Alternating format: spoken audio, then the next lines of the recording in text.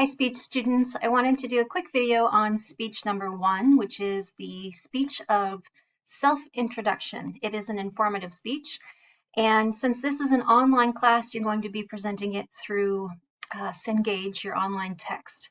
This first speech and the last speech that you deliver, the tribute speech, neither one of them need to be presented in front of an audience. So you will just record yourself and upload your video to the Cengage area for speech 1, and your classmates will be able to view your video, both your practice and your final draft, and give you some feedback on those. So as a reminder, speech 1 is a introductory informative speech where you are informing us about who you are based on something that you're interested in or passionate about. There is a distinction between speech 1 and speech 2 in that speech 2 is a how-to demonstration speech. So I do want you to be aware and careful of blending those two. It's easy when we're interested and passionate about something to want to teach people how to do it, but reserve that for speech 2. So for this one, consider it more of you're just talking about how you developed an interest in the topic. Maybe somebody taught you about it.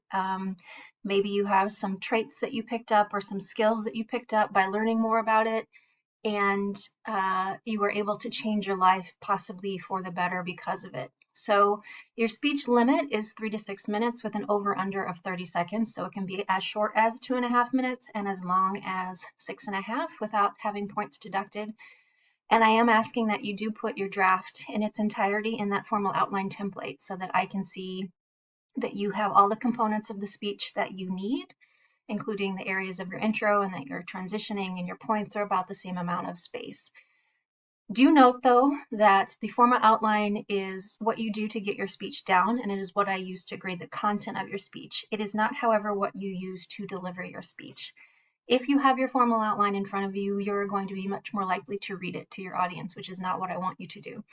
In public speaking, we are usually speaking in an extemporaneous fashion, which means that we speak with little to no notes and that we are making good eye contact. Our tone is more conversational and we're able to react to our audience. Harder to do through a web camera, obviously, but you can have note cards in front of you. You can use the keyword outline template that is on Blackboard, but phrases only.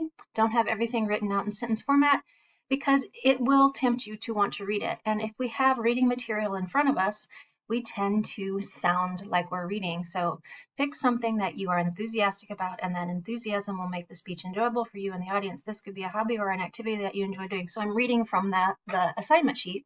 It automatically speeds up my tone.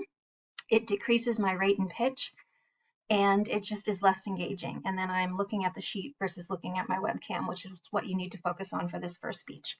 So most of you have submitted a topic idea to me. If you haven't, feel free to do that, and I can take a look at it and give you some feedback if you're having trouble choosing topics. And then you will be delivering it during week 3. And again, no audience required for this speech. Your audience is your classmates and me. And if you do have any troubles uploading to Cengage, please let me know. I will caution you to give yourself time with that upload.